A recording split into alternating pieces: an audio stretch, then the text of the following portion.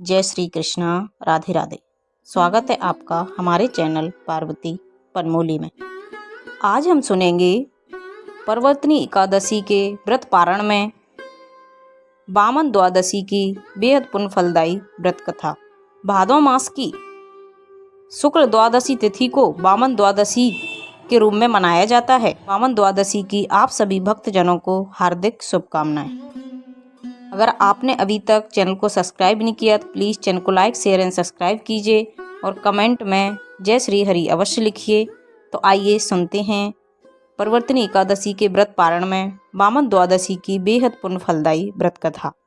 कहते हैं इस दिन औरत अपने परिवार की सुख शांति एवं धन वैभव बनाए रखने के लिए वामन भगवान यानी विष्णु भगवान के लिए व्रत रखती हैं। वेद पुराणों व शास्त्रों में वामन भगवान को विष्णु जी का 5वां अवतार माना गया है। धार्मिक मान्यताओं के अनुसार इसी दिन अभिजीत मुहूर्त में भगवान श्री विष्णु जी ने वामन के रूप में अवतार लिया था। इस द्वादशी को व्रत रखने वाली स्त्री पुरुष को विष्णु तथा लक्ष्मी जी की पूजा अवश्य करनी चाहिए। आइए अब सुनते हैं वामन भगवान की व्रत कथा। त्रेता युग में बलि नामक राक्षस ने एक बार सभी देवताओं को युद्ध में हराकर स्वर्ग पर अपना कब्जा कर लिया था। इसके बाद वह देवताओं पर तरह तरह के अत्याचार करने लगा। एक दिन सभी देवगण मिलकर देव माता यानी देवताओं की माता अदिति के पास गए और अपने ऊपर बीत रहे अत्याचारों के बारे में बताया। यह सुनकर देव माता अपने पति ऋषि कश्यप के पास गईं और देवताओं की समस्या को बताया। मैं ऋषि कश्यप ने कहा, हे देवी, तुम भाद्रपद मास के शुक्ल पक्ष की द्वादशी का व्रत करो, जिससे प्रसन्न होकर भगवान विष्णु जी तुम्हारी कोख से जन्म लेंगे अपने 5वें अवतार वामन अवतार के रूप में।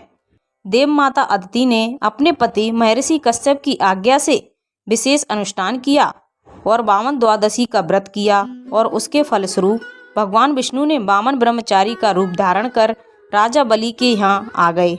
उस समय राजा बलि ने विशेष यज्ञ का अनुष्ठान किया था और वामन भगवान उसी यज्ञ में जाकर शामिल हो गए। राजा बलि ने वामन भगवान का भव्य स्वागत किया और दक्षिणा देने लगे, किंतु वामन भगवान ने मना कर दिया। कहा कि हे राजन, मैं दक्षिण में कुछ भूमि मांगना चाहता हूँ, क्योंकि मेरे पास इतनी भूमि नहीं है जहाँ पर मैं बैठकर भक्ति कर सकूं। ब्रह्मचारी की बात सुनकर राजा बोला, हे भगवान, आप मांगो, कितनी भूमि चाहिए। भगवान विष्णु जी की इस माया को राजा बलि के कुल गुरु शुक्राचार्य जी पहचान गए और बलि से दक्षिणा देने में भूमि देने से मना कर दिया और कहा कि यह सब विष्णु की माया है ताकि तुम्हें युद्ध में हरा सकें।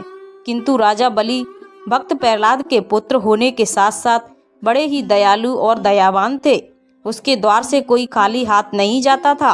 राजा बलि ने अपने राजगुरु की बात नहीं मानी और भूमि दान देने के लिए संकल्प कर दिया, जिसके बाद वामन भगवान ने दक्षिणा के लिए 3 पग भूमि मांगी। राजा ने कहा, हे ब्रह्मचारी, आपको मेरे इस विशाल राज्य में जो स्थान अच्छा लगे वहां पर आप भूमि ले सकते हैं। इसके बाद वामन भगवान ने अपना विशाल रूप धारण किया और अपना पैर उठाया। एक पैर में ही भगवान ने पूरी पृथ्वी और दूसरे पैर में स्वर्गलोक और ब्रह्मलोक को नाप लिया। तब वामन भगवान ने कहा कि हे राजन, मैंने 3 पग भूमि मांगी थी, जिससे मैं 2 पग भूमि में सब कुछ नाप लिया, किंतु अभी तीसरा पग कहाँ रखूं। तब राजा बलि ने कहा, हे भगवान, आप तीसरा पैर मेरे सिर पर रखकर अपनी दक्षिणा को पूरा कीजिए। और वामन भगवान ने अपना तीसरा पैर राजा बलि के ऊपर रखकर 3 पग भूमि प्राप्त कर ली। इसके बाद भगवान अपने असली रूप में आकर राजा बलि से कहा, हे राजन, आज से तुम पाताल लोक के स्वामी हो, तुम वहां जाकर राज करो। राजा ने स्वीकार करते हुए कहा कि हे भगवान, आप भी पाताल लोक में सदैव निवास करो ताकि मुझे आपकी पूजा अर्चना व भक्ति करने का सुख प्राप्त हो। वामन भगवान तथास्तु कहकर अंतर्ध्यान हो गए। राजा बलि सहस ही भगवान की आज्ञा का पालन करते हैं और पाताल लोक को चले जाते हैं। इससे प्रसन्न होकर विष्णु भगवान ने बलि से वरदान मांगने के लिए कहा। इस पर राजा बलि दिन रात भगवान को अपने पास दिव्य लोक में रहने का वर मांगते हैं तथा भगवान विष्णु अपना वचन पालन करते हुए राजा बलि का द्वारपाल बनना स्वीकार करते हैं, जिन्हें फिर बाद में देवी लक्ष्मी राजा बलि से वर मांगकर मुक्त करवाकर ले आती हैं। तो ये थी बामन द्वादशी की बेहद पुण्य फलदायी व्रत कथा। अगर आपको अच्छी लगे तो प्लीज़ चैनल को लाइक, शेयर एंड सब्सक्राइब कर दीजिए, ताकि जब भी लेटेस्ट वीडियो अपलोड करें उसकी जानकारी सबसे पहले आपको मिल जाए।